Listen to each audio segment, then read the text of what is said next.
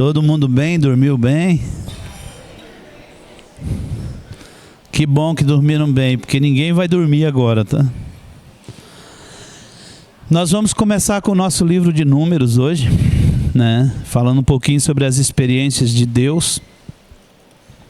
E esse livro tem uma coisa interessante, né? É que nós vimos na última aula do Êxodo, né, que ele chega ao Sinai.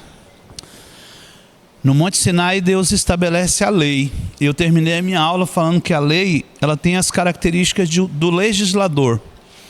A pessoa que constrói a lei, ela deixa impresso nessa lei o seu caráter. Por isso, quando eu visitei Brasília, e você andando por baixo lá daqueles prédios, você vê as comissões de Constituição. Quando uma lei vai nascer, pessoas se reúnem naquelas comissões e começam a debater a necessidade que essa lei vai atingir, não é isso? Às vezes não tem, no Brasil é assim, às vezes você passa na comissão, não tem ninguém. Tem alguém vestido de índio, né? Diz que representando o direito dos índios para fazer nascer uma lei. E que geralmente essa lei vai buscar interesses não de índios, mas interesses de alguns grupos que querem dinheiro. E aí depois que sai daquelas comissões onde acontece o debate, um relator vai fazer todo o relatório daquela lei e depois vai para as votações das casas e depois ela vem de forma impositiva sobre a nossa vida.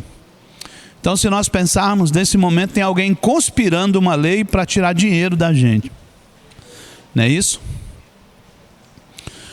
A vantagem da lei de Deus, e eu falei, e eu fiz uma analogia dessa lei com a lei da Babilônia, do monarca lá, como é que é o nome dele? Esqueci. Hammurabi. E ela é mais antiga do que a lei mosaica. Então, a dúvida era se a lei de Hammurabi, se Moisés teria copiado a lei de Hammurabi. E aí, alguém foi estudar o espírito das leis. E quando estudou o espírito das leis, a lei de Moisés, ela visava a restauração das pessoas através do amor. Todas as penas que eram impostas na lei de Moisés, elas visavam a restauração da pessoa. A lei de Hammurabi era uma lei de morte, né? Geralmente as punições eram severas e culminada de morte. Por isso, a conclusão chegou ao seguinte: o legislador não pode ser o mesmo. Portanto, Moisés não copiou a lei de Hammurabi. A lei de Moisés tem alguém que ditou ela, alguém que colocou um espírito nesse corpo de leis para que ele fosse tão atraente e tivesse sido nascedouro de todas as demais leis.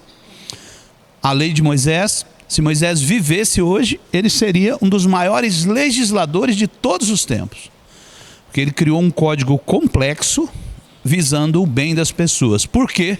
Porque por trás de Moisés estava o grande legislador, que era o Senhor. Nesse lugar é estabelecida a lei, porque Deus não conseguiu relacionamento com as pessoas. E ele não queria um relacionamento impositivo, mas um relacionamento onde ele pudesse, de igual para igual, falar com as pessoas. Desde o início o propósito foi assim. Deus nunca quis que tivesse um instrumento normativo que fizesse com que as pessoas fizessem aquilo que ele queria. O propósito não era esse, era que houvesse uma troca. Então, a pergunta que nasce é: por que Deus fez um projeto de lei que nós não conseguimos cumprir? Também visando o relacionamento. Porque todas as vezes que nós não conseguíssemos cumprir a lei, nós teríamos que procurar Ele. A Bíblia diz que o jovem rico procura Jesus e a preocupação do jovem rico era a vida eterna. E Jesus pergunta para ele assim: para o jovem rico, cumprir a lei significava vida eterna. E Jesus diz: conhece as leis? Ele falou assim: todas, e as observo desde a minha infância. Então Jesus falou assim: então vai, vende tudo que você tem e dá aos pobres e vem, que você terá um tesouro no céu. E ele diz o quê? Ele entristece no seu interior. Por quê? Porque ele entendeu, eu não consigo passar nem do primeiro mandamento. Né? Porque o primeiro mandamento é amar a Deus sobre todas as coisas. Por enquanto as coisas ainda estão no lugar de Deus. O jovem se entristece por isso, porque uma pergunta de Jesus fez ele pensar assim: eu não passo nem do primeiro mandamento. E como que eu faço com os demais? Se eu tropeçar em um, eu estou com problema em todos. Então, a lei é boa, irmãos? Sim, a lei é um instrumento de Deus. A Bíblia diz que ela é ministro de Deus. A lei está para contribuir. Exalta, e quando o irmão for preso, irmãos que cometem crime, por exemplo, se ele for preso, está debaixo do ministério de Deus. Não, mas na cadeia é.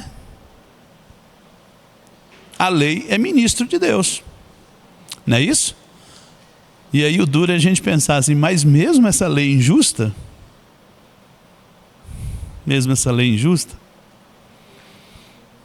é isso que a gente pensa? Mas muitas vezes, muitos homens foram presos de forma injusta. E a prisão de forma injusta manifesta o caráter de justiça de Deus na pessoa que sofreu a injustiça através da lei. Então o propósito de Deus, através da lei, é sempre revelar a sua personalidade, a sua forma de pensar e imprimir um padrão celestial em nossas vidas. Essas leis foram feitas para que nós vivêssemos um padrão celestial. Oi? 666, eu sabia que era o nome da besta. Mas isso aqui é só para identificar números, né?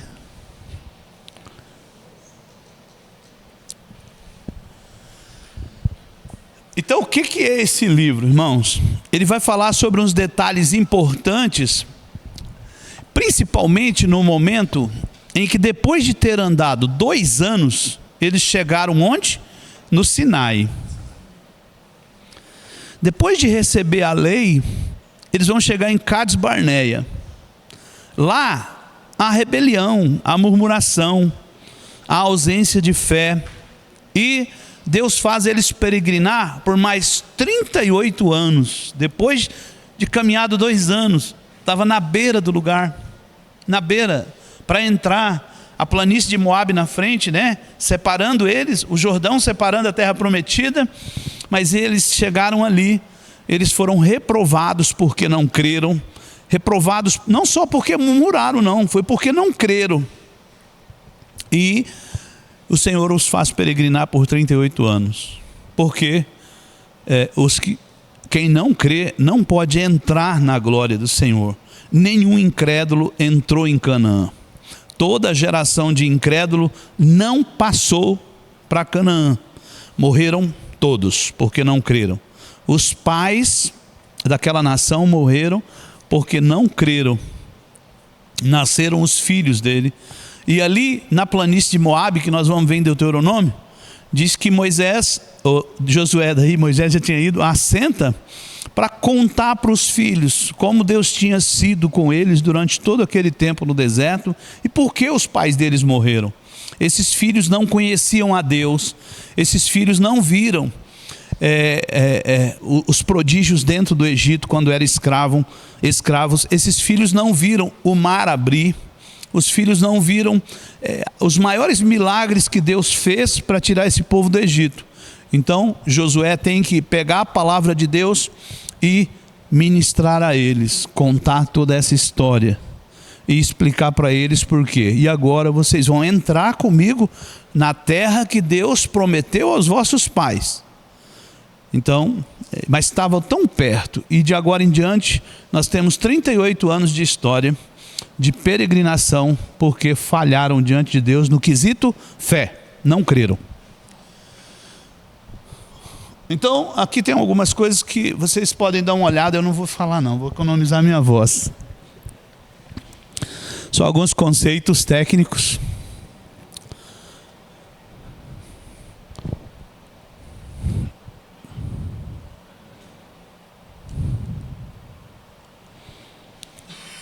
o nosso nome números vem daqui da Vulgata Latina, né?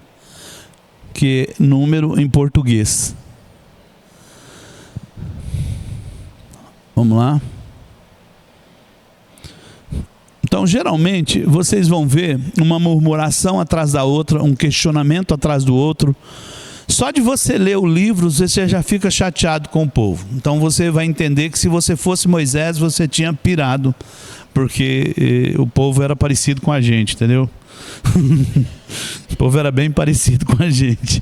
Falar mal deles não, né, irmão? Tanto cristãos como judeus aceitam, ou têm tradicionalmente considerado que foi Moisés o autor do livro, mas alguns pensadores lá, ou talvez que ele tenha sido ditado por Moisés e escrito por um auxiliar. Pode ser Josué, pode ser Caleb, mas isso é só uma especulação teológica. Quem escreveu não importa, né? Pode que a história, ela vai narrar esse período. Então a data é 1450, 1410, são 40 anos, não é isso? Todo o livro contando a respeito da partida do Sinai, onde eles recebem a lei, até os preparativos para entrar na terra, lá nas planícies de Moabe. Isso mostra-nos um Deus, que Deus não conta o tempo de pecado e incredulidade, mas somente o de fidelidade. Isso é a ministração que o irmão Irani fez outro dia aqui na intercessão, né? Então, o Isalto está me passando o telefone para dizer para vocês que não tem mais curso no sábado, mas tem intercessão a 1h da tarde. Todos são convidados, são bem-vindos, são abençoados, vão crescer espiritualmente, se virem na intercessão a 1h da tarde. Não, mas do tempo que é contado. Você lembra que você falou? Lembro. Da geração de Caim. Tem a geração de Caim e a geração de Sete. A geração de Caim tem as suas profissões. A geração de Sete tem o tempo que eles viveu. A geração de Caim não tem tempo que eles viveu. Você procurar qualquer descendente de Caim, quantos anos ele viveu, a Bíblia não traz, porque viver em incredulidade. Mas a geração de Sete, que viveu em temor o Senhor, tem os anos de cada um. Sendo Matusalém o que mais viveu, 969, e o que menos viveu foi aquele que Deus o tomou para si, que foi Enoque, 300 anos. Aí ele fez uma pergunta, né, que eu vou fazer, né? Quantos anos você tem? Porque só é contado o que você está servindo ao Senhor, né? Quantos anos você tem, Irineu? Irineu já tem muitos anos contado aí, né, Irineu? Então vamos lá. Oi? Olha, 1 aninho, tá? O bebê, esse é bebê ainda. Então vamos lá. O livro possui basicamente essas divisões aqui, né? Então nós temos o preparativo para a partida do Sinai, que vai do capítulo 1:1 até o 10:10, do Sinai a Cades Barneia, de 10:11 a 14:45, os 38 anos de perseguição, peregrinação, 15:1 a 25, e os preparativos para entrar na Terra Prometida, que é capítulo 26 a 36. Essa é uma forma de dividir, e tem essas etapas aqui do livro. Então vamos para a partida do Sinai, né? Aqui é legal porque no livro de Números nós podemos ver 2 aspectos diferentes do serviço do povo de Deus.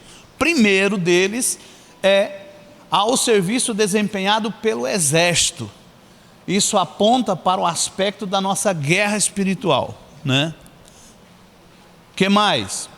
O segundo aspecto do serviço do povo de Deus é o serviço realizado pelos levitas no tabernáculo.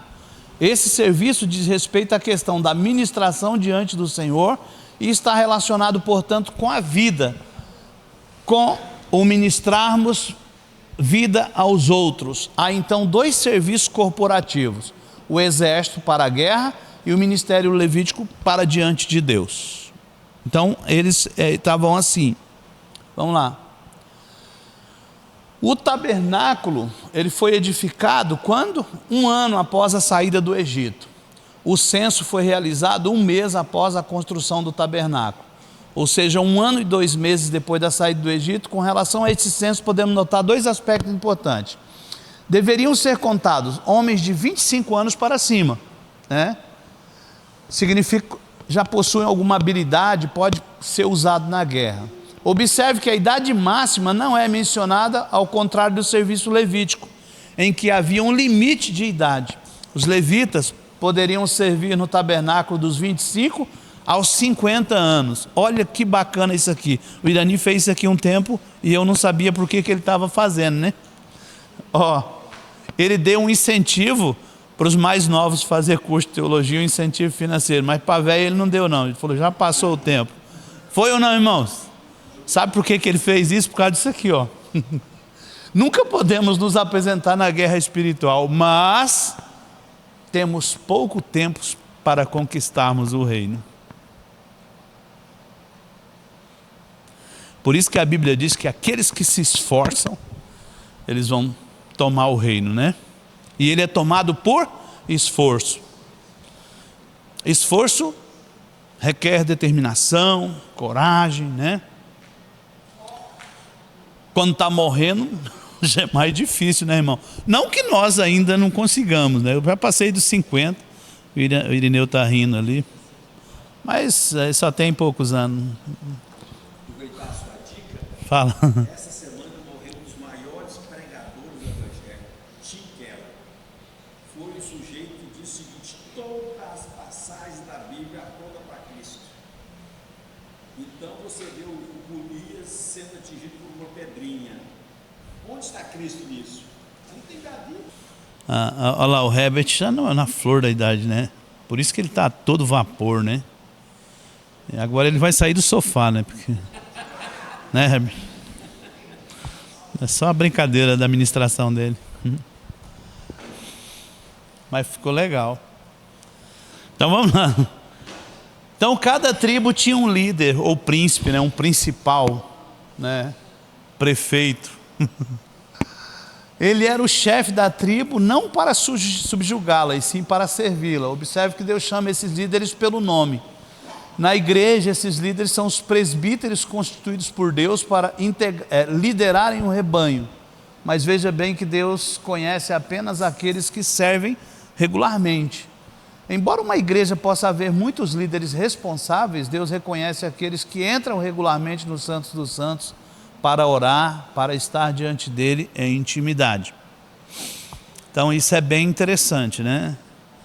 O serviço tem tudo a ver com aquilo que nós vivemos diante de Deus, né?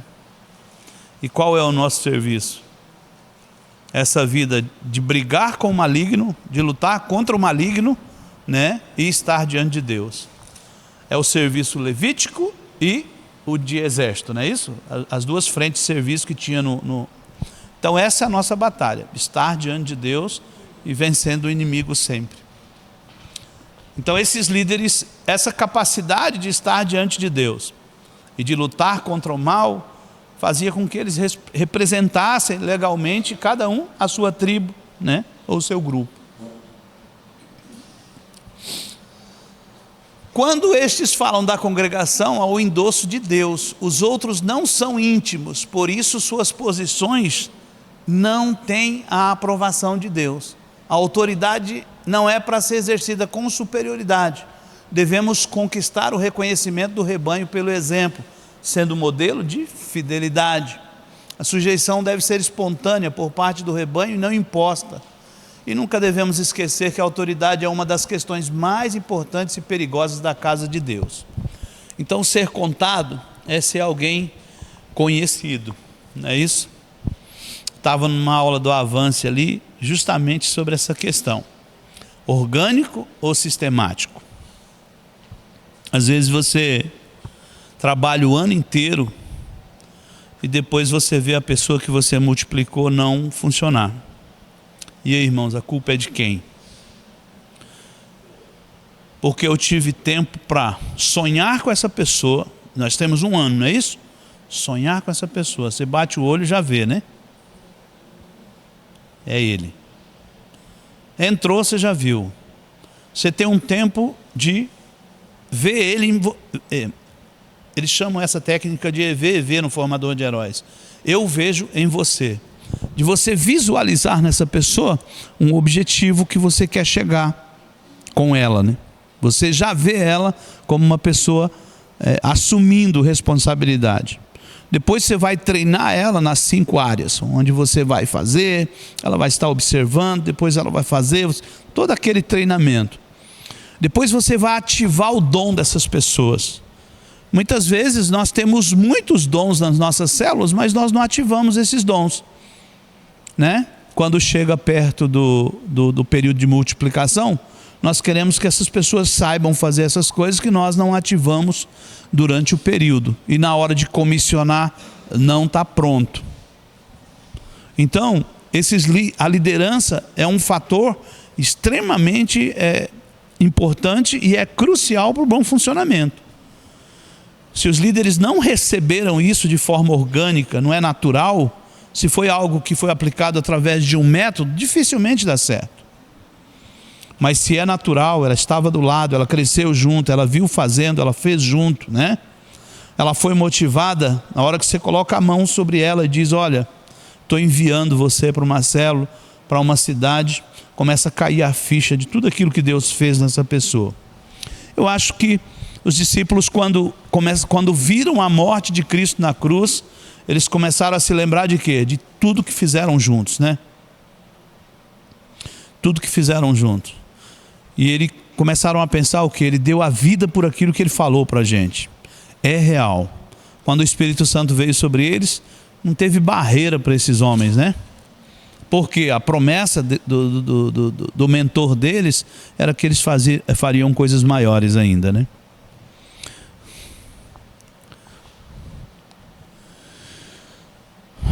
Enquanto no capítulo 1 temos o censo do povo de Israel, no 2 nós temos a organização. Existem 3 pontos importantes na organização. Obedecer à ordem de Deus. Quando os filhos de Israel se acampavam ou partiam, não tinham qualquer opção para suas próprias preferências. Tinham que obedecer à ordem de Deus, né? Então, o que orientava eles? A nuvem, né? Quando a nuvem movia, Exalta, e se a nuvem ficasse 3 anos parado? Houve tempo, ficou 3 anos parado. Eles ficaram 3 anos acampados. Se Deus não move, não vai. Não adianta fazer firula. Não adianta querer usar a manivela. Então, nós não devemos tomar iniciativa, porque sabemos que o melhor lugar para nós é no centro da vontade de Deus. Precisamos saber qual é esse lugar e essa função no corpo. Outra consideração importante, que todos estavam voltados para o tabernáculo. Olha ali, o exército se acampa voltado para o seu inimigo, mas o exército de Deus é completamente diferente. A sua frente estava voltada para o tabernáculo, mostrando que o centro é Cristo. E todos nós devemos estar voltados para Cristo, pois é Ele, né, a nossa... Aí no restante do capítulo 2, nós temos a organização das tribos, acampadas e em viagem. Elas eram divididas em 4 grupos de 3 tribos. Cada tribo tinha sua insígnia com as cores, não é isso? Eu vou mostrar um slide assim para vocês.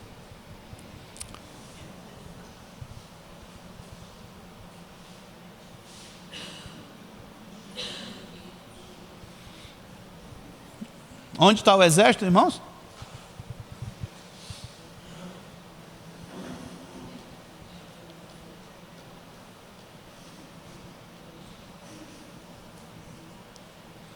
Aqui a barraquinha do Arão, a do Moisés, Judá, Zebulon, Zacar.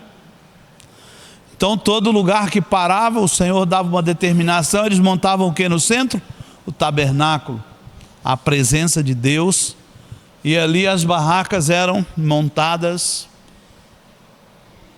E você vê que norte e sul, eles sempre faziam desse jeito, porque era uma determinação. E assim, vê como que Deus é um Deus organizado, nesse tanto de gente no deserto, e eles, né, se posicionarem, né, de forma organizada, por causa de uma direção de Deus. Pode passar? Essa imagem está na internet depois, se alguém quiser olhar.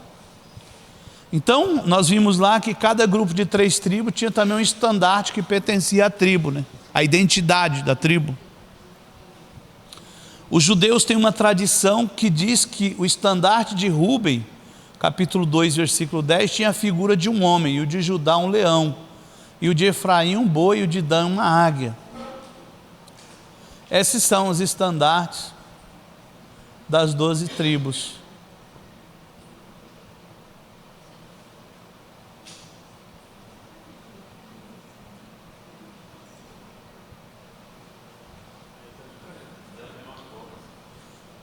Ali está uma cobra, né?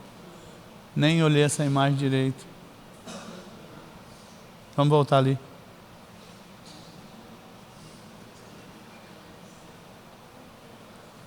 O de Rúben, cadê? O de Dan.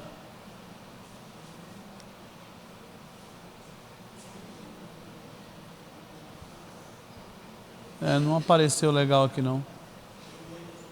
Bora. Depois a gente vê isso. Então vamos lá. Nós já vimos que o exército está relacionado com o aspecto de guerra espiritual e autoridade. O segundo tipo de serviço, né, que era os levitas. Quando nos referimos ao serviço do levita, estamos também incluindo os sacerdotes, pois eles também pertenciam à tribo de Levi. Por um lado, os levitas foram especialmente escolhidos por Deus e chamados por Deus. Por outro lado, eram pessoas que se apresentavam voluntariamente a eles, né? Então não eram naturalmente ou de sangue ali, né?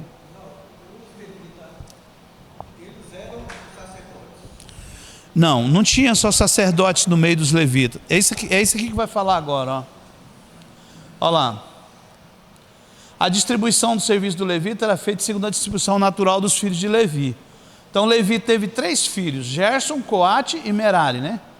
Os filhos de Gerson ficaram incumbidos de cuidar das partes exteriores do tabernáculo, né? E eram também os vigias. Os de Coate ficaram incumbidos de cuidar dos vasos sagrados. Moisés e Arão, que eram sacerdotes, eram descendentes de Coate. E os filhos de Merari ficaram incumbidos da conservação do tabernáculo propriamente dito, porque era muita madeira, muito tecido, muito couro, então era muito difícil carregar isso, né? E eles ficavam responsáveis por toda essa parte, a parte organizacional e a parte que ministrava diante do Senhor. Os sacerdotes eram descendentes de Arão e Arão? Os sacerdotes eram de Arão. Porque o sacerdote está aqui na descendência de um dos filhos de Arão, não é isso? Cadê? Os filhos de Coate aqui.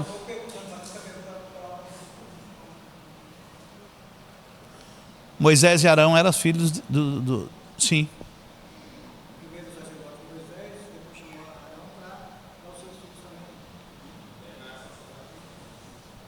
É isso mesmo.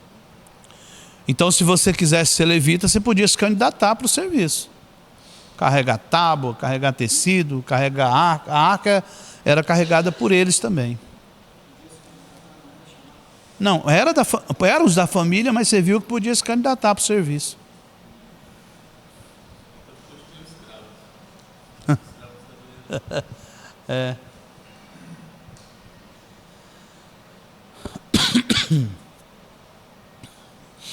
Então aqui, no capítulo 3, versículo 10, Arão e seus filhos deveriam se dedicar somente ao sacerdócio. A maior parte do serviço sacerdote eram feitos no santo lugar. Então vamos ver se o pessoal recorda da construção do tabernáculo, né? Tem canetão aí, Maria?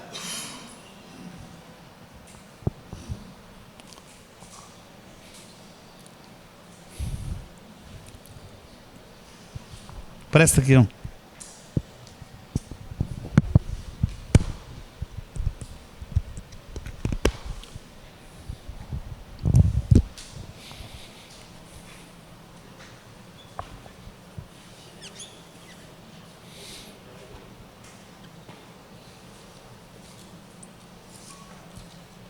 Aqui é o átrio exterior, não é isso?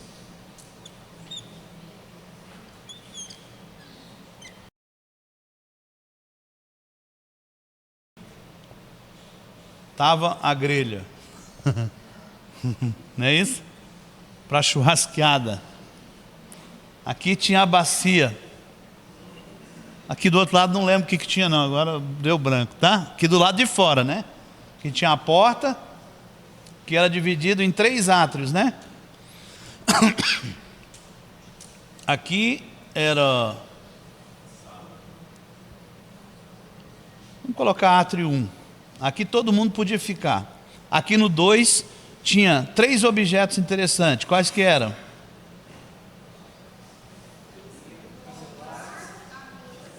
Mesa dos pães, candelabro, o altar de incenso ou das orações, né?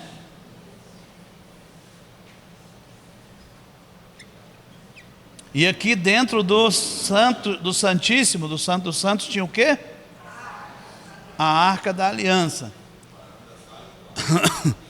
Os levitas trabalhavam todas aqui. Os sacerdotes podiam ir até aqui. E lá dentro quem entrava? Só o sumo sacerdote. Então ele se preparava para o dia da expiação. Uma vez por ano ele teria que entrar lá no Santo dos Santos com uma oferta por todas as pessoas de Israel. E aí ele se preparava, era todo um ritual até o dia da sua entrada lá.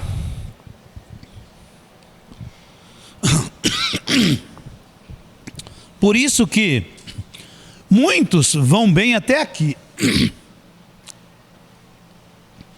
Por fora, né? Chamado de populacho. As pessoas que ficam pela beirada assim. A Pietra está sentada na primeira fileira da escola, porque disse que o senhor falou que... Entregando você, Pietra. E muitos vão bem até aqui, né? Aqui vai bem. Mas quando chega nessa parte aqui, na palavra, na oração, né? E o candelabro e presença de Deus, aí não vai bem. Começa a vacilar, começa a oscilar. Não mantém. As 2 lições que nós tivemos, que citou 2 grandes avivalistas, que é o Evan Roberts e o Charles Finney, esses homens tinham características semelhantes, né? Um amor extremo pela palavra de Deus, né? Eu lancei um desafio na minha rede que eu precisava de 4 ajudantes para ajudar no circuito 4x4, para mim ficar folgado, né, Herbert? Apareceu, mas deu trabalho, sabe? Porque agora eu vou treiná-los, né? Porque tem que trocar os facilitadores lá, não tem, Herbert? Tem que trocar. Os novinhos aí que começaram a facilitar o grupo, né? Para estudar bastante e ir lá ajudar as pessoas. Por quê? E nós estamos treinando a pessoa aí na mesa dos pães, né? E na mesa dos pães. Assim como quando nós viver no candelabro aqui, experimentando essa presença contínua do Espírito Santo, né? Nas orações do altar de incenso, né? Todo dia você mandando esse incenso para o céu na sua vida. Então, aqui alguns conhecem muitos conhecem e poucos permanecem nesse segundo átrio. Agora, o mais profundo deles foi o que Jesus abre para nós, né? É a presença de Deus, a presença gloriosa de Deus, que Jesus faz esse milagre por nós, e nós temos nele essa presença, e nós temos que ficar continuamente nessa presença. Então essa parede de separação aqui da presença de Deus, ela não existe mais, né? Esse véu foi rasgado, né? Mas veja bem que para entrar nessa coisa, passa primeiro por onde? Pela grelha aqui, pelo sacrifício, pela cruz. Por isso que se não tem cruz, não experimenta nada disso que tem lá dentro. Uma pessoa que não tem cruz na vida, não experimenta o resto das coisas aqui. Por isso que às vezes a gente vê a pessoa sem unção na palavra, né? Sem habilidade na oração, sem revelação com o Senhor. Por quê? Porque às vezes não tem a vida de cruz. Às vezes você vê pessoas que, no início da caminhada acontece muito isso, como nós vamos a Mara muitas vezes, né? Todas as vezes que nós chegamos a Mara, a amargura brota dentro do nosso coração. Seja por uma prova, ali numa luta, uma tentação maligna, né? E todas as vezes que essas águas se tornam amargas, as nossas fontes se tornam amargas, Deus deu uma direção lá. É o madeiro. Corta o madeiro, deita sobre as águas, que ela fica resolvida. Para aí que está acabando. Eu vou passar isso aqui porque nós já falamos, tá? Aqui, gente. A grande diferença entre o trabalho dos levitas e dos sacerdotes é que os levitas eram encarregados das coisas materiais, tá? Jesus estava perguntando. E os sacerdotes eram incumbidos das atividades espirituais. Ambos são importantes para o desempenho normal do corpo de Cristo. Aqueles que ministram a Deus e aqueles que ministram ao povo. Então me dá um exemplo de pessoa aqui na igreja que ministra a Deus e ministra ao povo.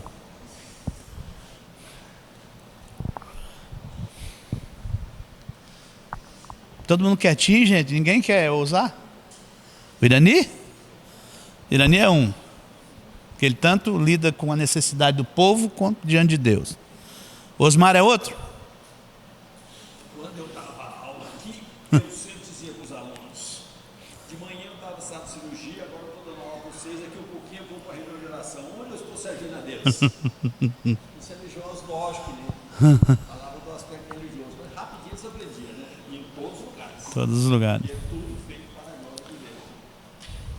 Interessante isso, né?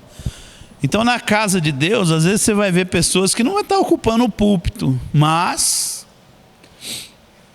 ele foi escolhido por Deus para servir a ele naquela. Sim. É porque a religião, ela quer colocar alguém num pedestal, né? E isso é perigoso, colocar alguém num pedestal. Por quê? Porque a hora que não der certo também é fácil destruir aquela pessoa, né? E nós somos irmãos, não apedrejamos o outro. Eu estava falando com o coordenador de um projeto da escola lá de São Paulo numa reunião, e ele falou assim: Exalto, de quem que é a culpa? Aí eu falei: eu não vou colocar a culpa em ninguém, que eu estaria sendo reativo, né? Como que eu faço parte de um programa onde eu sou um dos cabeças e eu vou colar a culpa é de fulano? Né? Eu não estou praticando liderança. Para praticar liderança requer proatividade. Eu assumo a minha responsabilidade, a culpa é minha.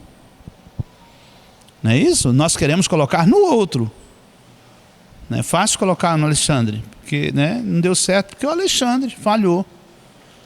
Mas nós não, chamamos para nós. Então vamos falar um pouquinho sobre a pureza no acampamento. Então,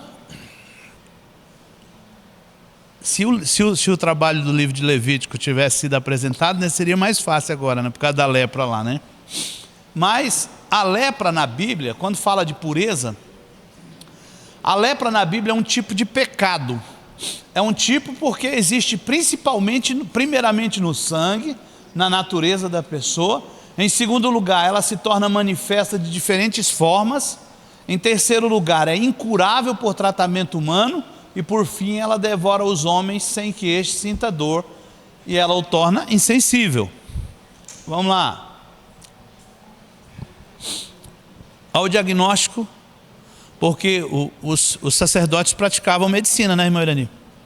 Se você tivesse qualquer dessas manchas, né, dessas feridas, você procurava quem? Não tinha um médico, né?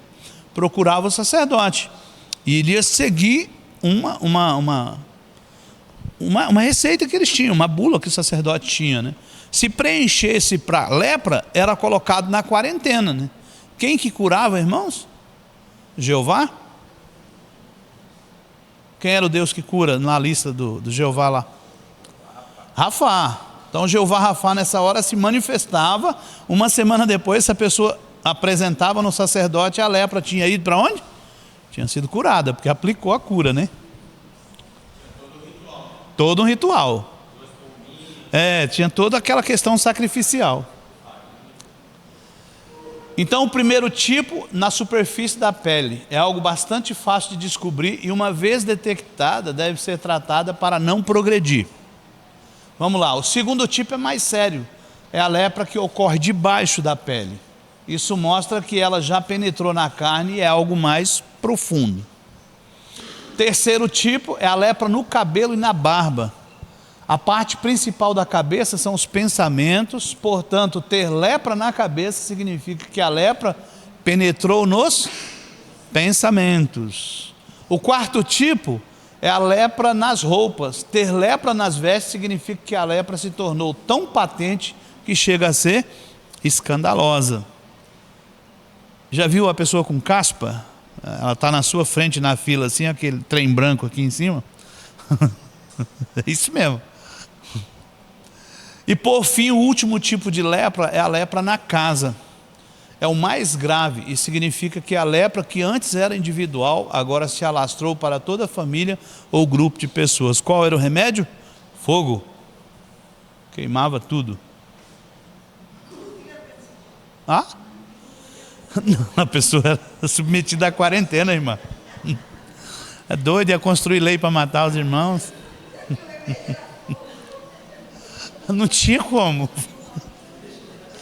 Como que fazia a asepsia de casa? Vamos lá. O que são os fluxos? Então, esperma, suor, sangue, menstruação, tudo isso era tratado como fluxo. E isso era, diante de Deus, imundícia.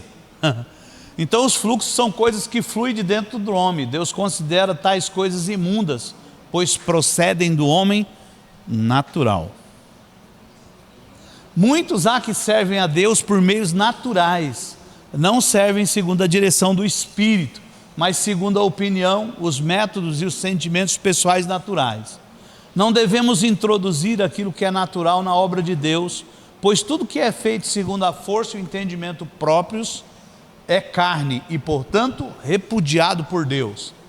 As pessoas que possuem fluxo são aquelas que andam segundo a carne, e o veredito de Deus sobre tais pessoas é que elas não podem agradá-lo.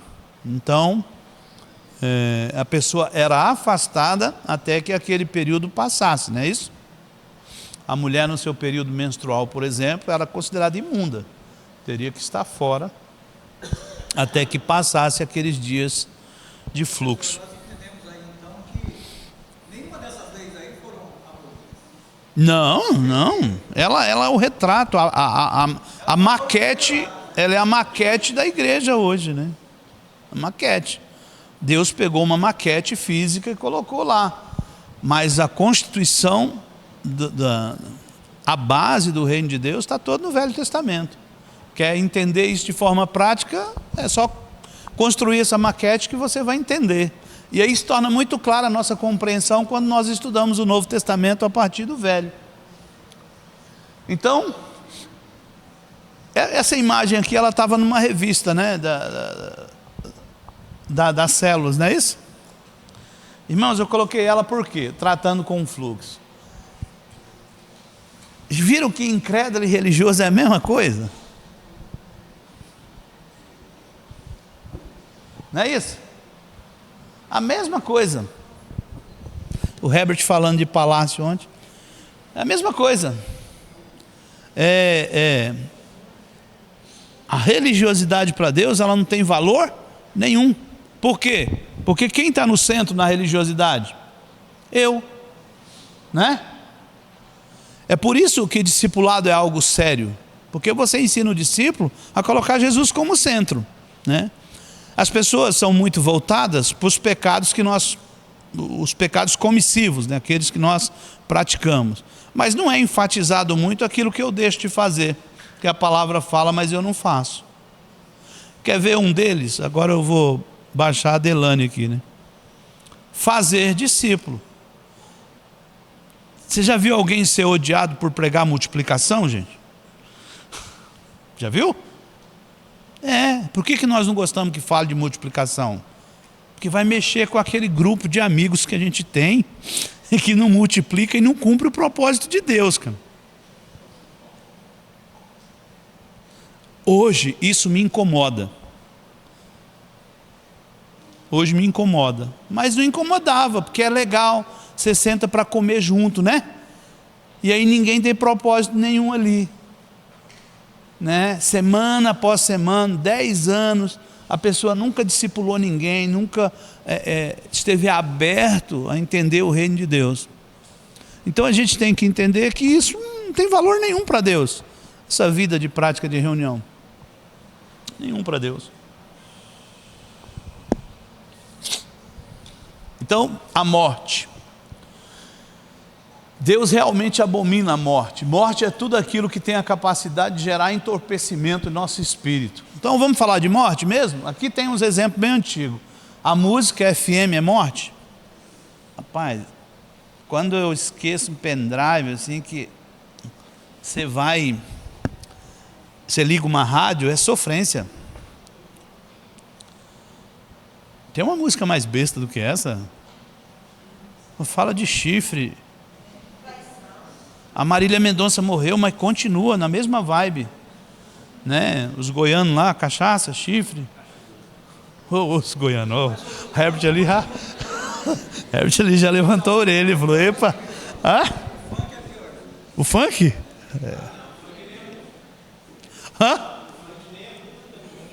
O funk nem é música.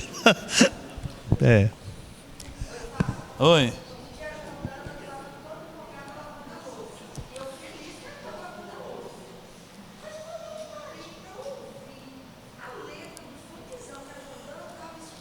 Só as cachorras! Não, essa não. Achei que era. Eu que os irmãos conhecem? Ai!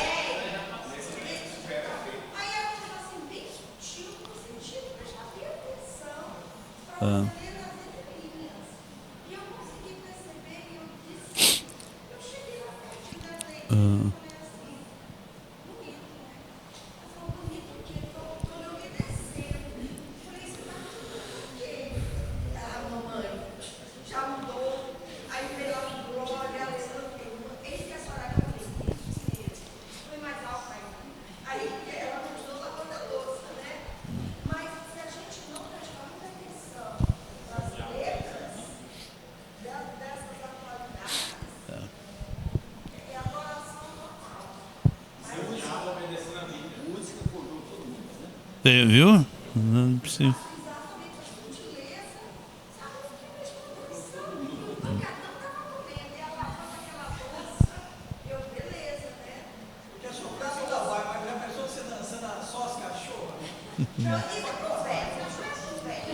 Essas coisas, vamos lá, essas coisas entram na nossa mente, fazem com que percamos o interesse pelas coisas espirituais, pela oração, pela palavra e pelas reuniões. Observe que as coisas da morte são consideradas pecaminosas, mas devem ser rejeitadas, pois geram entorpecimento em nosso espírito. Nos tornamos indiferentes às coisas do céu.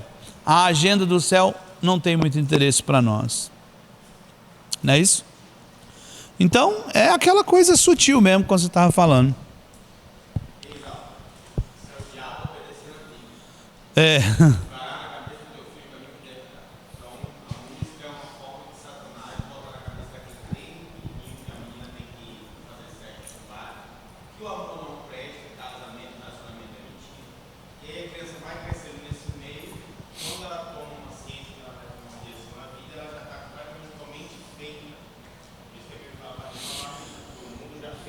Isso.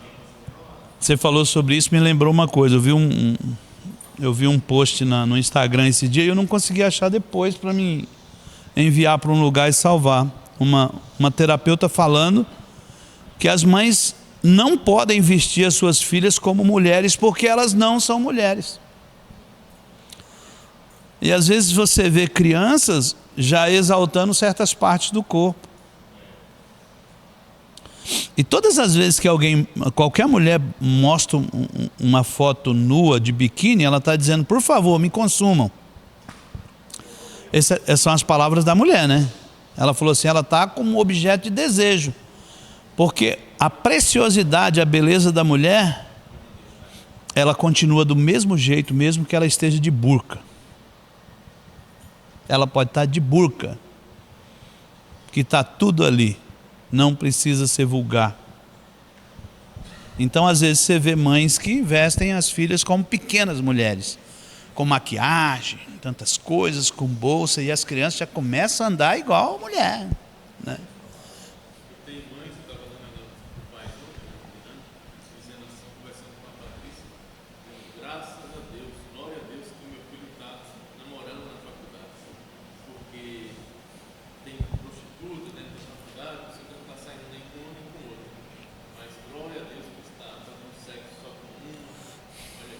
É.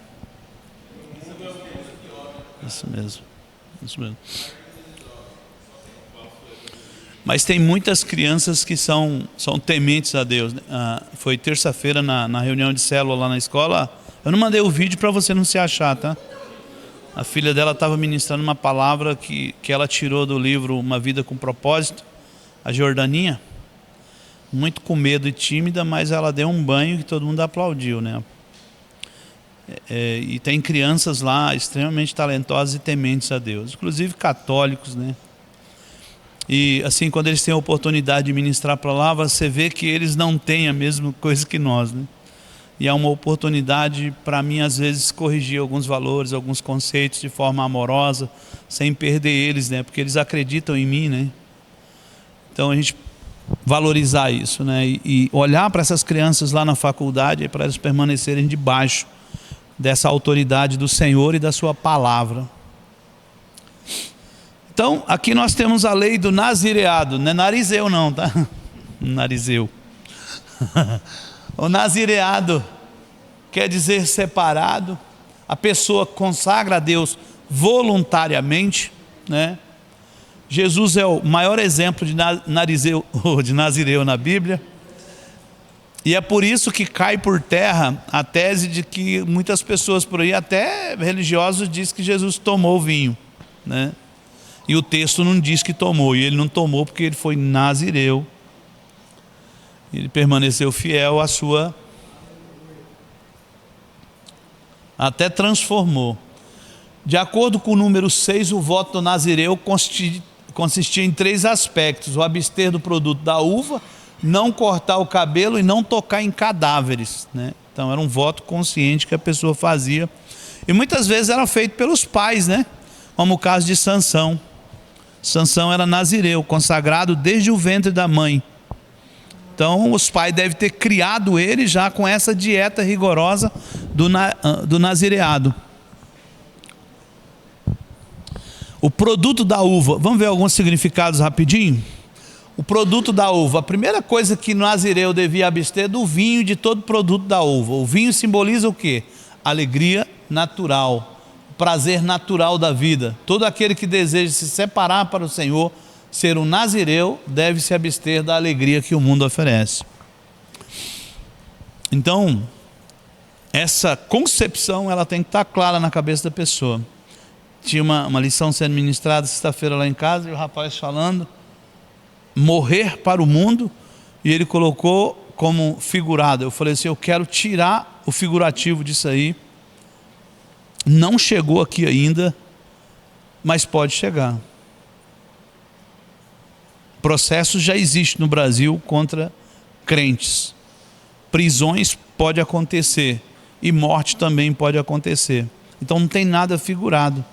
Todos os apóstolos morreram, com exceção de João, por causa do Evangelho. Então quem entregou sua vida ao Senhor, morreu mesmo. Esse mesmo pregador foi preso em Pernambuco porque ele pregou contra a homossexualidade e alguém denunciou ele e foi preso. Esse mesmo.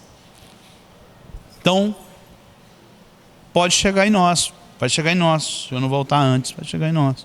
Às vezes vão pegar uma ministração ali no púlpito, que nós jogamos na internet.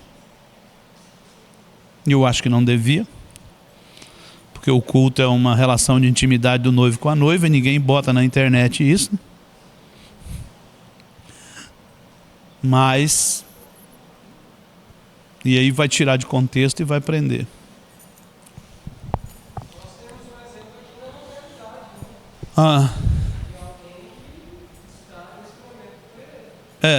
Amém.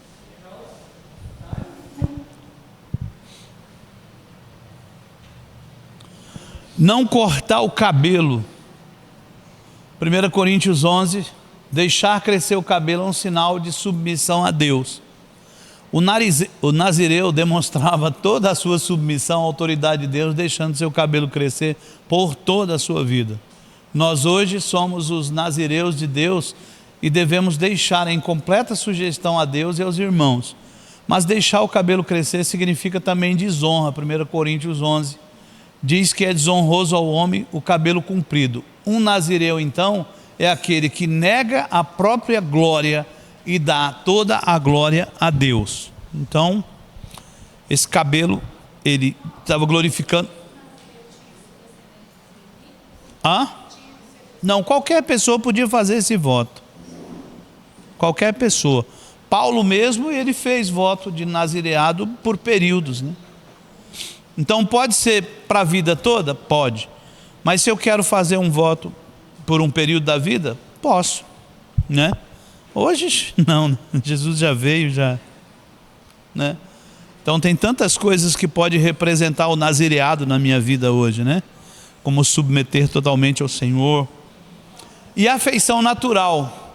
Em terceiro lugar, um nazireu devia colocar a sua família em segundo plano. Jesus disse que se alguém amasse pai e mãe mais do que a ele, não seria digno de ser discípulo. Não devemos ser impedidos de servir a Deus por causa de pai, mãe, esposa e filhos. O nazireu também deveria se afastar de cadáveres, ou seja, tudo aquilo que é morte. Como já dissemos, há muitas coisas que não necessariamente pecaminosas, mas trazem consigo a morte, porque não tem origem em Deus, né? Consagração do santuário. Ali diz que o primeiro aspecto dessa consagração do nazireu, no capítulo 6, é essa consagração individual. O segundo lugar, o tabernáculo, no capítulo 7, igreja. Consagrar o tabernáculo significa que tudo na igreja é para Deus. Eu fui numa célula nova que nós começamos, e o rapaz estava nervoso porque era a primeira ministração dele. Aí eu fui lá na célula e cheguei lá. Sabe quando manifesta aqueles demônios tagarela? Rapaz, uma mulher começou com a narrativa e dizendo assim que os crentes de hoje não eram igual aos crentes do passado, e o rapaz perdeu o time da palavra em vez de cortar ela, né?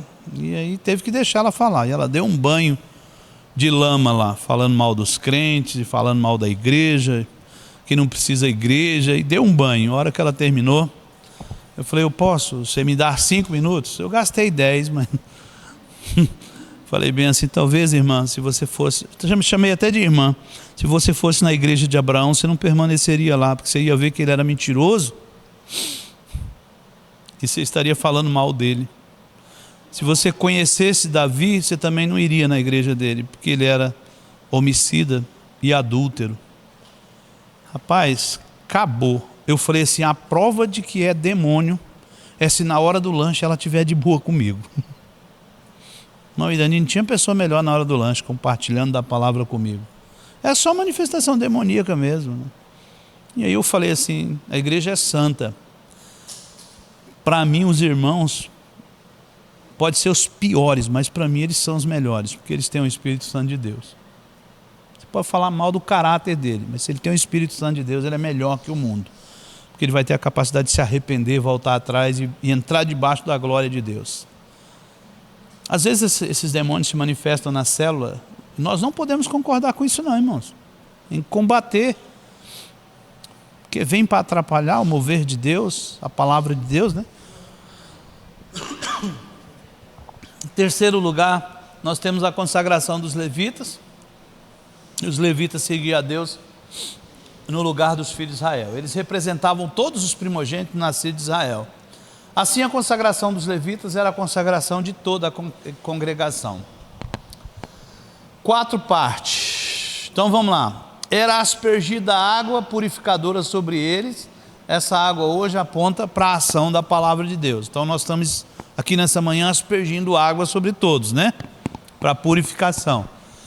Não existe a quantidade. A purificação é feita pela palavra. Às vezes eu vou em determinado lugar e o pregador ele não tem nem muita habilidade, né? Mas de repente ele é tomado pelo Espírito e muda a sua vida numa frase.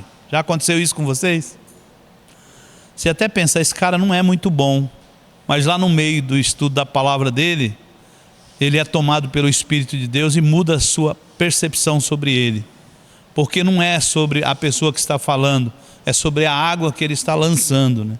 Então a palavra ela tem essa ação purificadora. Segundo, todos os pelos do corpo deveriam ser raspados. Os pelos do corpo apontam para aquilo que tem origem em nós mesmos. Portanto, aquele que serve a Deus deve se livrar de toda força meramente natural. Então, o sumo sacerdote, para entrar lá no Santo dos Santos, ele tinha que estar depiladão, né? Com as roupas finas, porque não podia suar, né? Suor não era aceito diante de Deus, era algo imundo. Tinha todo esse quesito. Terceiro, consistia no lavar as vestes. As vestes apontam para a nossa conduta. A nossa veste precisa ser como linho branco, que simboliza os nossos atos de justiça. E o quarto passo era a apresentação do holocausto como oferta pelo pecado. Essa era então a consagração dos levitas, que representavam toda a consagração. Não está falando dos sacrifícios da igreja, está falando sobre a equipe que ministrava sobre as pessoas. Todos os levitas eram consagrados ao Senhor e passavam por esses rituais.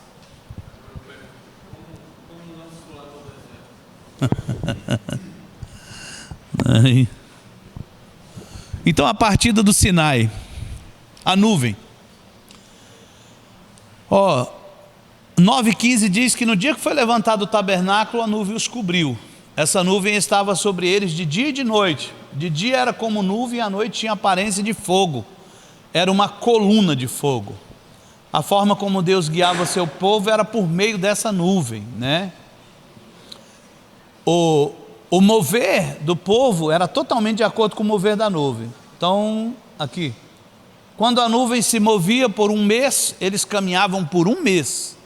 Quando a nuvem se detinha uma semana, eles se detinham também por uma semana. A nuvem representava um espírito, não é isso? A trombeta. Além da nuvem e do fogo, havia também as trombetas de prata. Eram de prata e eram batidas. A prata simboliza a redenção, mostrando aquilo que deve ser anunciado. Quando as trombetas eram tocadas, representavam o Senhor Jesus falando por meio dos homens. Bacana, né? Esses rituais deles. Do Sinai a Cades Barneia. Aqui começam as murmurações, irmãos. A primeira que acontece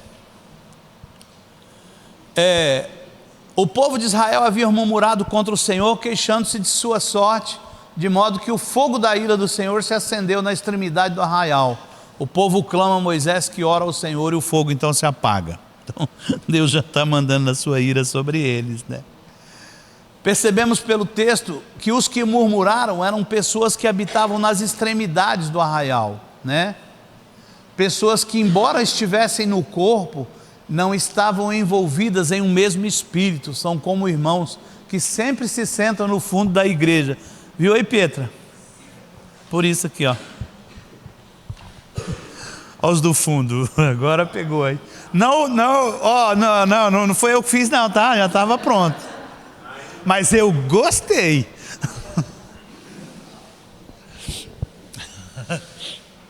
Quando nós observamos no versículo 4, a murmuração dessa vez foi produzida pelo populacho. O que é isso? Os que habitavam nas extremidades. Ficam por fora, né? O irmão Cirilo, uma vez disse numa ministração de uma música dele, que existem duas classes de pessoa. E quando Jesus voltar, as duas também vai existir. Tem os que estão fazendo e os que estão observando os que estão fazendo.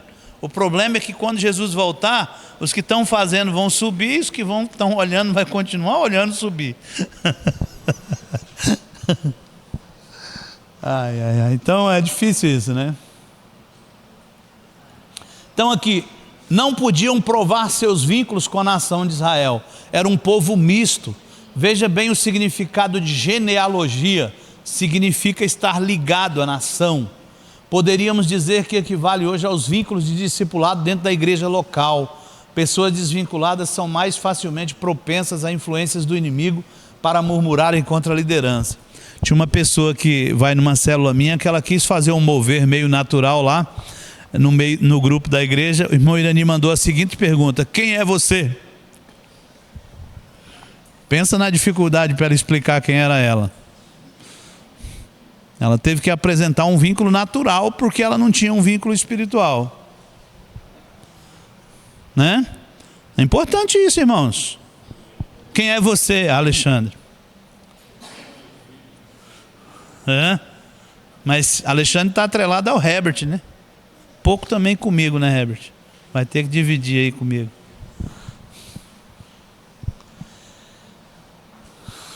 Observe bem que aqueles que não querem se ligar a ninguém, eu cortei aqui, comprovar como são orgulhosos, soberbos e rebeldes. Então, quando você encontra alguém que não aceita discipulado, né, não está debaixo da cobertura de ninguém, ele tem esses requisitos aqui.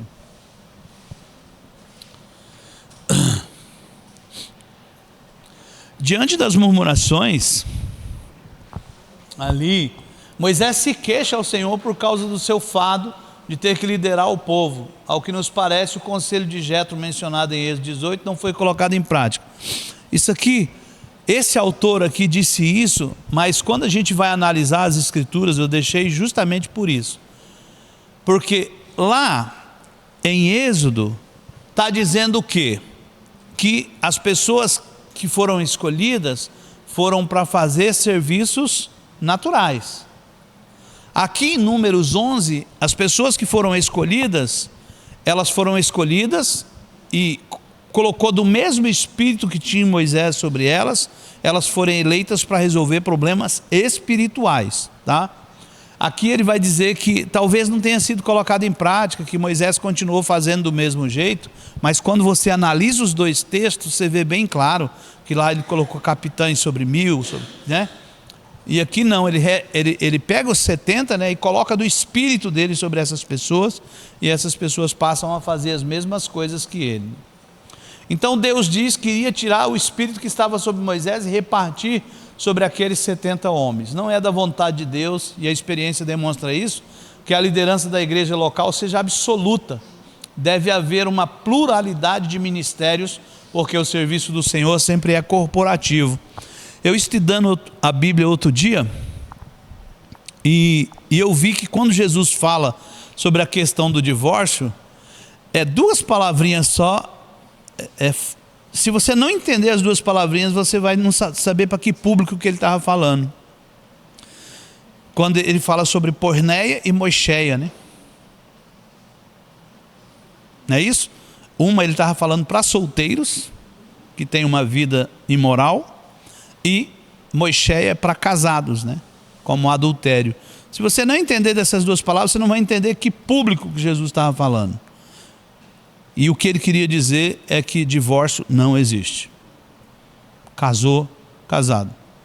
Moisés deu carta de divórcio, porque vocês são duros de coração, né? Paulo teve que fazer um monte de arranjo. Olha, se o homem é descrente, não o deixe, né?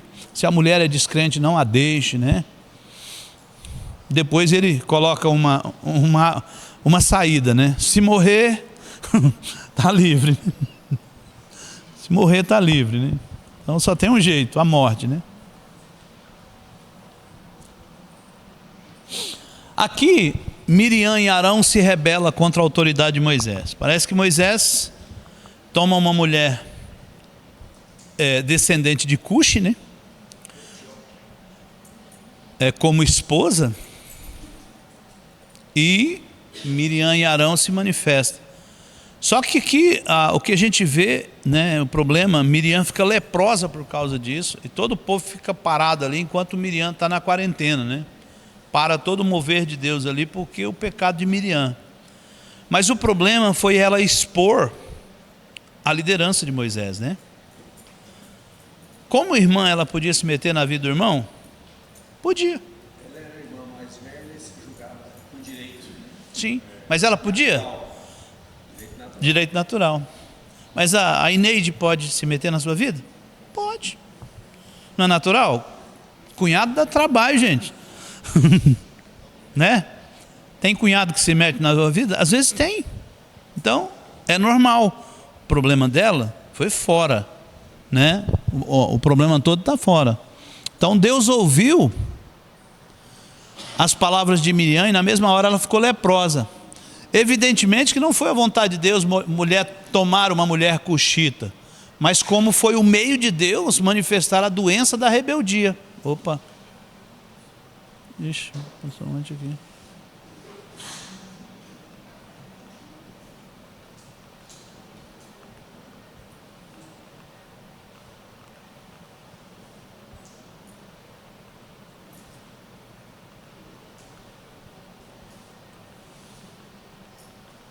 Está acontecendo alguma coisa aqui. É BIOS, né? É BIOS?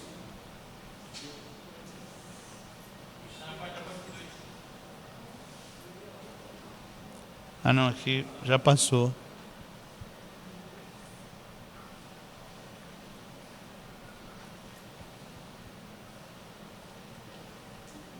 Ah, aqui. Só mais um. Então foi o meio de Deus ver o que tinha no coração deles, né? Então, às vezes, quando a gente vê o pecado de uma liderança, né? É uma oportunidade para quê? Para mim não copiar ele, muito boa, Jesus. Oportunidade para me mostrar aquilo que tem dentro de mim, né? Eu posso manifestar juízo ou graça. Não é isso? E é sempre perigoso quando eu julgo, né? Então, aqui foi uma oportunidade, o pecado de Moisés, pecado não, a falha de Moisés aqui, foi pecado porque a lei dizia que ele não podia casar com estrangeira, né? Deus disse para não dar os filhos às mulheres estrangeiras e nem as filhas aos homens estrangeiros, né? Mas aí ela faz essa crítica aqui, mas questionar a autoridade de Moisés não estava dentro daquilo que Deus planejou. Então, quando ela questiona a autoridade de Moisés, ela fere quem? O próprio Deus que o comissionou. E aí é perigoso. Então, às vezes você vai falar mal do líder em treinamento, mas ele é a autoridade delegada. E você acaba ferindo o quê? Toda a cadeia de liderança. E você acaba ferindo quem? O Senhor, por reflexo aí. No final do capítulo 12, o povo não partiu enquanto Miriam esteve leprosa. Vemos nisso que a rebeldia impede o mover de Deus. Quando há rebeldia, a ação de Deus fica bloqueada. Sempre que percebemos que a igreja não está avançando, devemos orar para que o Senhor nos mostre onde está o problema, pois o pecado impede o mover de Deus. Então aqui a crise de fé lá em Cádiz Barneia. Há muitos que pensam que a terra de Canaã tipifica o céu que desfrutaremos depois da morte. Isso, porém, está longe da verdade. Não sei se você já conversou com alguns irmãos, que todas as vezes que você encontra com eles e fala, como que está, irmão? Fala, está um deserto danado, irmão. Já conhece alguém ou não? Nunca sai do deserto, já viu? É porque eles acham que Canaã é o céu. E Canaã não é o céu, né? Canaã seria o quê? A vida cristã normal, não é isso? Qual que é a vida cristã normal? A vida plena e abundante, onde você vive na plenitude do Senhor. usufruindo dos dons, né? Sendo útil na obra do Senhor, né? Com a sua família, não é isso? Isso é Canaã. Oi? Vida próspera, uma vida próspera, uma vida fluente, né? Em Deus. Então, entre o Egito e Canaã existe o quê? O deserto. O deserto não é para nós. Então, se alguém está no deserto, trate de sair logo, descobre o problema, onde você errou, você pegou o atalho errado, né? Chegou em Cades Barnea e foi dar a volta, né? Sai dali, deixa a rebelião de lado, né? Vamos embora, chega logo em Canaã, porque é lá a vida cristã normal, até que chegue o céu, né? Deserto é inevitável, todos nós passamos por ele, mas não podemos pensar que a vida cristã é vivida no deserto. Está um deserto, irmão, então, o que está errado? O que está faltando para chegar em Canaã, né? Porque o normal seria Canaã. É porque as pessoas acham que em Canaã não tinha batalha, né? Foi o lugar que eles mais guerrearam, né? Tinha batalha em Canaã, mas lá era próspero, a vida era abundante em Canaã. Então, aqui tem mais uma analogia. A deserto é a vida na carne, segundo o esforço próprio. Os que andam na carne não podem agradar a Deus. Então todos nós passamos pelo deserto. Em Cades Barnea, Moisés enviou 12 espias para observarem a terra e trazerem seu relatório. Todos eles testificaram de fato, a terra era boa e manava leite e mel. Uma terra tão rica que seria capaz de produzir cachos de uva que tinha de ser carregado por 2 homens, Deuteronômio capítulo 8, versículo 7 a 12. Então ele envia esses 2 homens e o relatório é ótimo, né? Da boca de 2 homens que viviam a vida cristã plena, a vida de Deus. Josué e Caleb vêm animadíssimo, né? Falam, rapaz, é top, o negócio é bom. Se a gente chegar naquela terra, nós vamos ser felizes lá, então. Já ganhou a terra. Os outros, diz o quê? Quando eu olhei para os povos daquela terra, parecia que eu era uma formiga. O povo era gigante e nós éramos formigas diante dele. Então aqui é que acontece a coisa ruim, né? Esse incidente de fé faz eles andarem agora. Então vamos mais isso aqui. No capítulo 14, 36, os 10 espias que não acreditaram na palavra de Deus foram feridos com praga diante do Senhor. Eles morreram porque levaram o povo à incredulidade. O pecado deles foi muito grave, pois não apenas afetou, mas a toda a congregação. Então, fazer igual a frase da Jordana: não é sobre mim mesmo, não é isso? Não é sobre mim mesmo, é sobre ele. Tem os seus fracassos, confesse, mas ele não tem fracasso. Não é isso? Pregadores têm que ter essa pegada. Peguei sua palavra lá, está Jordana. Jordana está sentada ali. Nós, os líderes, devemos ter muito cuidado para não levarmos o povo ao desânimo por meio de nossas palavras. Devemos ser como Josué e Caleb, que tiveram palavra de fé, conclamando o povo para que subisse e conquistasse a terra. É nossa, o Senhor prometeu, é promessa, Ele nunca mentiu, Ele sempre cumpriu, não é isso? Então, a incredulidade, Deus diz que eles são fortes, mas eles insistem em olhar para a sua fraqueza. Deus diz que Cristo já levou suas enfermidades, mas eles insistem em olhar para a doença. Deus diz que eles já foram libertos do pecado, mas eles insistem em tentar vencer o pecado pela força natural. Olharam para si mesmos, né? Viram-se como formigas, confessaram derrota.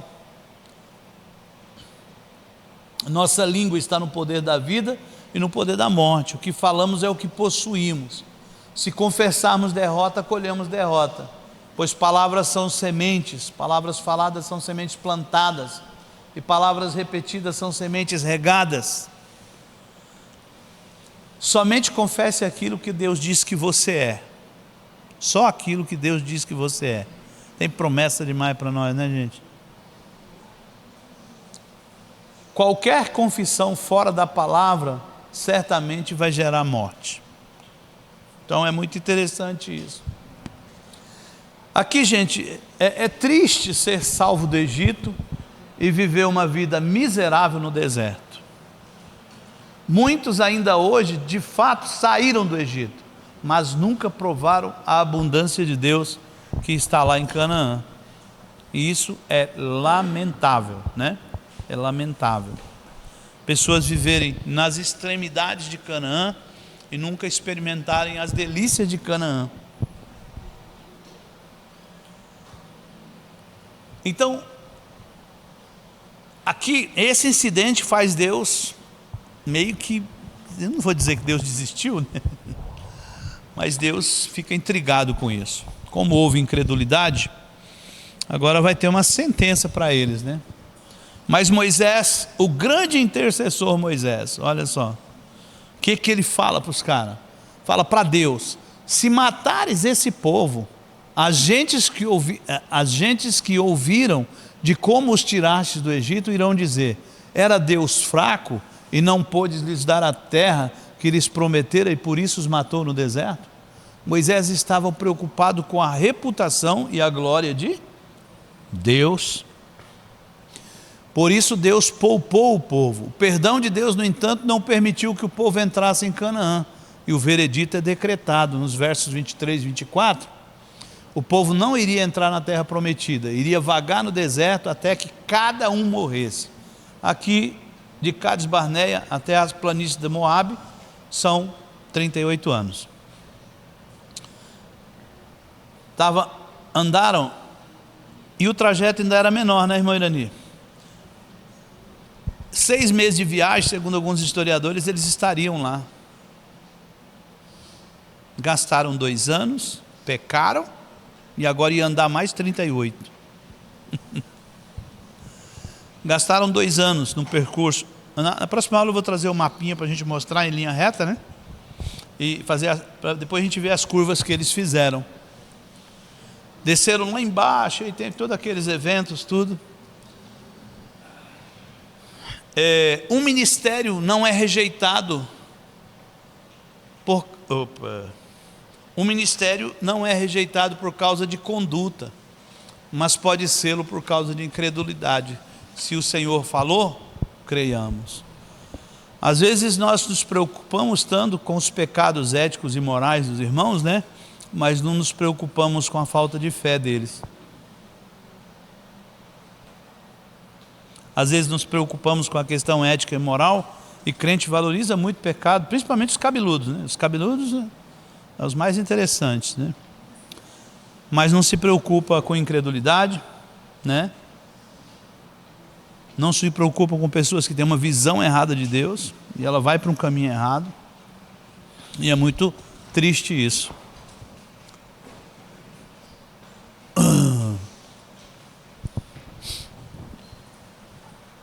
Agora, gente, vem a rebelião, outra rebelião, de Coré, Datã e Abirão. Nós vimos lá inicialmente que a rebelião foi de uma pessoa, não é isso? Miriam.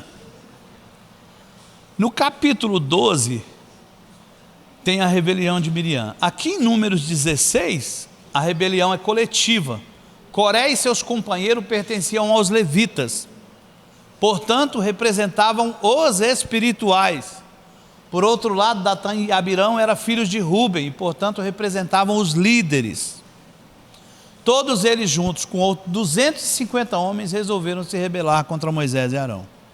Opa, basta, nós também somos espirituais, nós falamos com Deus, por que tem que ouvir você? Não é? Rebelde, ele sempre se coloca numa posição que ele não é.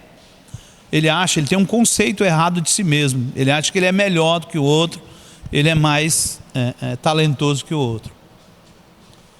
Então, foram desrespeitosos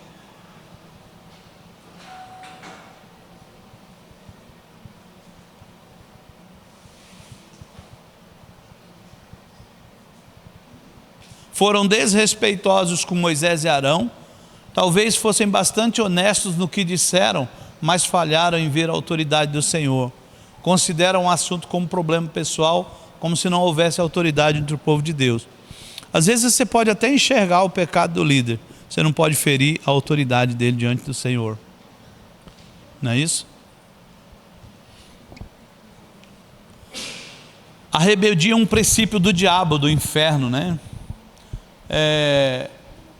Toda aquela gente ali, o que aconteceu? Deus fez a terra abrir, né? Engoliu eles e tudo deles. Deus pôs um fim a essa rebelião. As portas do inferno não prevalecerão contra a igreja, mas um espírito rebelde abre as suas portas. Um dos motivos porque muitas vezes a igreja não está prevalecendo é a presença da rebeldia. Todos os pecados liberam poder da morte, mas o pecado da rebeldia é o principal. Só os obedientes podem fechar as portas do inferno e produzir vida. Então, tem dois exemplos de rebeldia em Número 16. Do verso 1 ao 40, os líderes se rebelam. Do 41 ao 50, toda a congregação se rebelou. O espírito de rebeldia, ele é muito contagioso. Não é isso? Deus ignorou 10 vezes as murmurações do povo, mas não permitiria que resistissem à sua autoridade. Muitos pecados Deus pode suportar e ignorar, mas a rebeldia Ele não permite, porque a rebeldia é o princípio da morte e o princípio de Satanás. Portanto, a rebeldia é mais séria do que qualquer outro tipo de pecado. E por que Deus Ele levanta muito cedo contra a rebeldia? Qualquer manifestação de rebeldia, a correção é imediata, porque no céu já aconteceu isso, né?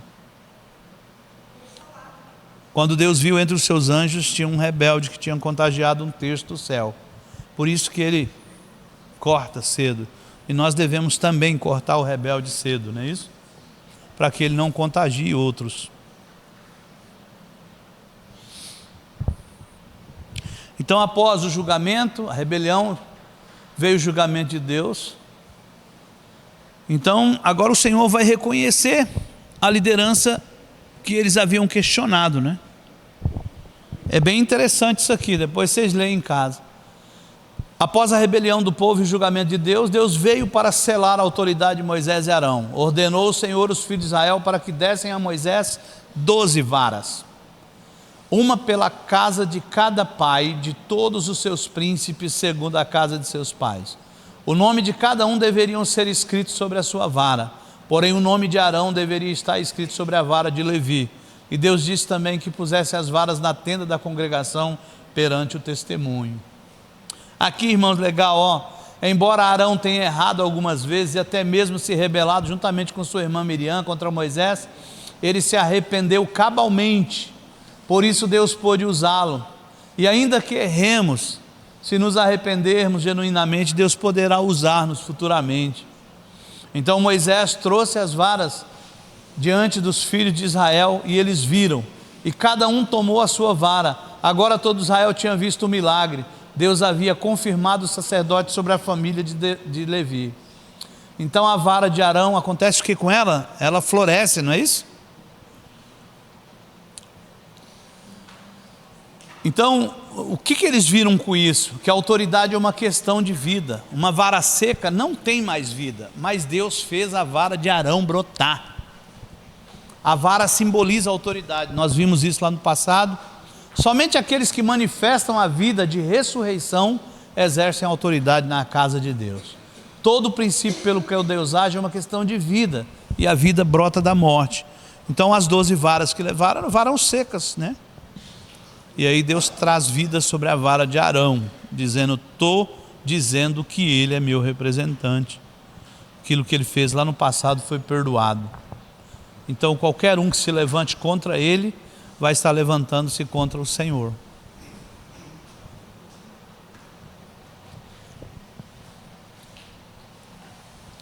Aqui tem outro pecado, é quando o Senhor tira a água da rocha. Não, aqui não é o pecado não. Disse o Senhor a Moisés: toma uma vara junto ao povo, tu e Arão, teu irmão, diante dele, e falai a rocha. Aqui é o pecado. No primeiro incidente, lá depois de Elim, que o povo está com sede, Deus manda ferir a rocha, né? Moisés bate na rocha e sai água. Aqui Deus dá uma ordem diferente. Você vai falar a rocha. E aí Moisés parece que se empolga um pouquinho, né? E diz que chega lá, acho que ele estava com raiva, né? E aí chega lá e ele começa a dar lição de sermão nos irmãos, né? E aí ele fere a rocha e ele peca. E aqui, o que o Senhor havia recomendado a Moisés na primeira vez é semelhante em Horebe. Deus disse a Moisés que ferisse a rocha. Isso era uma figura de Cristo crucificado. A rocha que foi ferida para nos saciar da sede da vida. Mas nesse momento Deus disse algo diferente a Moisés: você vai falar a rocha. Aqui a rocha fala do Cristo ressurreto, né? E ele não poderia ferir o Cristo ressurreto. Por isso Moisés peca aqui. O seu corpo agora nunca podia ser quebrado, seu sangue não pode ser derramado uma segunda vez, posto que o seu sacrifício foi completo e perfeito. Aqui há uma falha de Moisés. O erro de Moisés foi tríplice nesse caso de ferir a rocha aqui. Por quê? Eu perdi a ali. A sugestão de que seu poder humano faria sair água. Então ele deixou transparecer o quê? A indignação dele, provavelmente dando sermão no povo. Nós tiramos vocês do Egito, vocês são um povo ingrato, né? Às vezes os pastores pegam pilha também com os irmãos, né? Fica aí só murmurando, não tem vergonha na cara. Tem uns que falam, não volta mais aqui, né? E tudo. Moisés devia estar nesse naipe, né? Então ele deixou parecer, né, que eu estou aqui lutando por vocês, né? E aí acontece isso. Então Deus é um Deus zeloso. Ele não reparte glória com ninguém. Ele não ia repartir a glória com Moisés. A glória é dele. Moisés era só um servo. Então ele desobedeceu ao ferir a rocha a segunda vez. Moisés estava simbolicamente declarando a rocha crucificada, mas não a rocha ressurreta. E o Senhor disse a Arão e Moisés: visto que não creste em mim para me santificares diante dos filhos de Israel, por isso não fareis entrar a esse povo na terra que lhe dei. Visto que não crestes, crentes incrédulos, esse foi o pecado de Moisés, homem que morreu antes da hora e foi sepultado no lugar errado, porque não creu. Mas se não, geralmente não obedeceu porque não creu, né? Não fez aquilo que o Senhor mandou. E aí ele não entra na terra prometida. O relato diz que ele ainda era um homem com todo vigor, os olhos não tinham escurecido ainda, ele sentia um coco, podia perfeitamente ter entrado lá, assim como Caleb entrou, né? Caleb recebeu Hebrom como recompensa, a cidade pronta já, né? Por quê? Creu. Já deu, Maria? Então tá bom. Próxima aula nós vamos ver a serpente, Deuteronômio, na outra aula só trabalho, atividade e prova.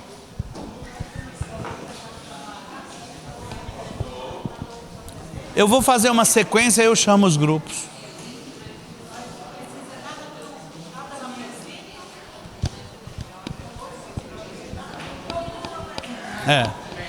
Não, se alguém quiser falar diferente do que apresenta, pode.